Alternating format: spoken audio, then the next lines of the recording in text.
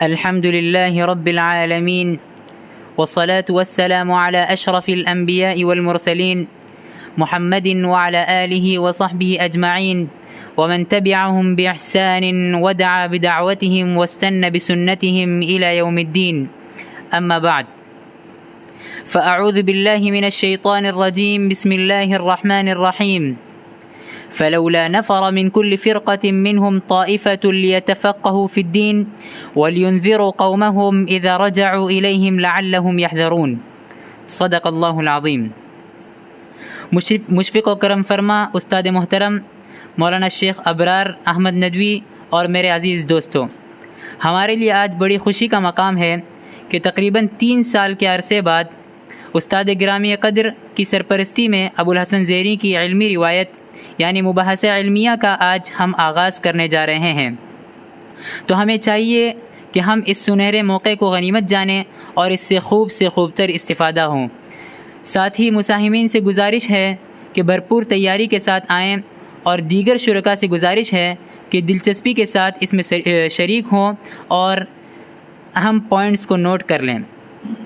تو اس مباحثہ علمیہ کے پہلے مساہم برادرم نصر ظہور متعلم عالیہ رابعہ کو دعوت دیتے ہیں کہ وہ آئیں اور سیرت مولانا محمد علی مونگیری رحمۃ اللہ علیہ کا اپنے مطالعے کی روشنی میں خلاصہ پیش کریں.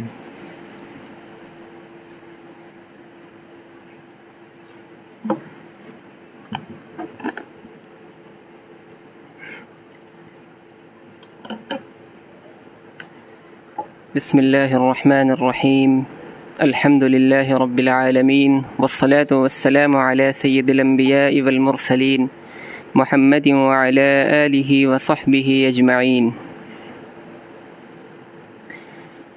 محترم و مشفق استاد گرامی اور معزز سامعین کرام، آج میں آپ کے سامنے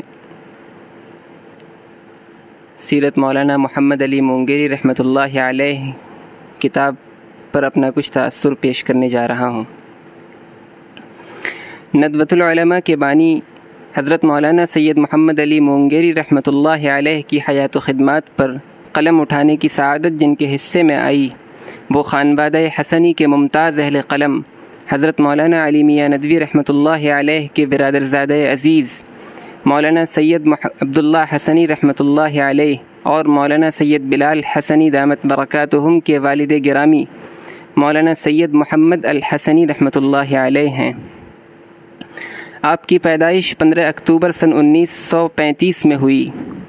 حضرت مولانا علی میاں ندوی رحمۃ اللہ علیہ ان کی تحریر اور طرز نگارش کی تعریف میں فرماتے ہیں: عزیز موصوف کو میرے برے بھلے طرز نگارش سے سب سے زیادہ مناسبت ہے، اور بعض اوقات ان کی تحریر اور اپنی تحریر میں مجھے خود اشتباہ ہو جاتا ہے.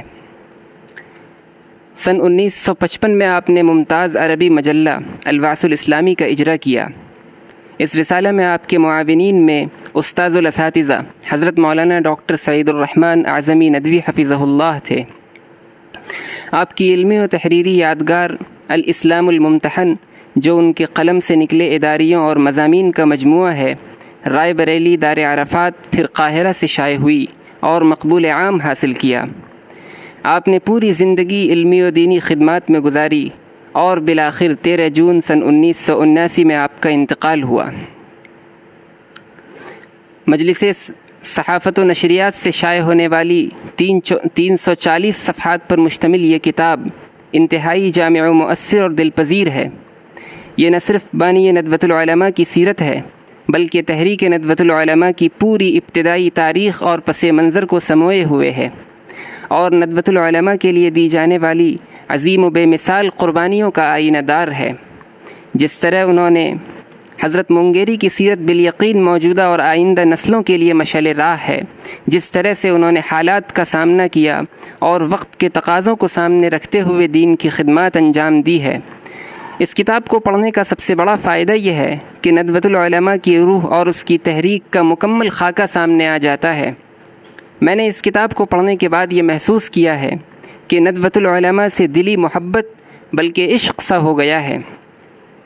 جن قربانیوں کے بعد یہ تحریک وجود میں آئی اور لوگوں نے جس قدر اس کے لیے قربانیاں پیش کی ہیں، تاریخ میں اس کی نظیر نہیں ملتی.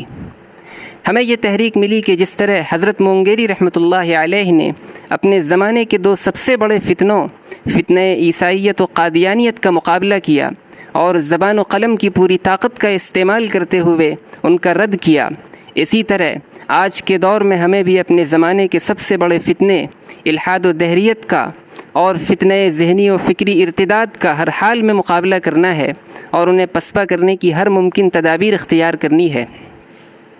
اس کتاب کو پڑھنے کے بعد میری فکر میں سب سے نمایاں تبدیلی یہ آئی کہ پہلے میں دیگر مسلک و مشرب کو برداشت کرنے اور اختلافی مسائل میں بحث و مباحثہ بلکہ منازعہ تک پہنچ جاتا تھا، اب وہ کیفیت بالکل ختم ہو چکی اور رفع نزاع باہمی کی ایک نئی فکر طاری ہو گئی ہے، اور امت مسلمہ کو امت وحدہ بنانا مقصد حیات بن چکا ہے۔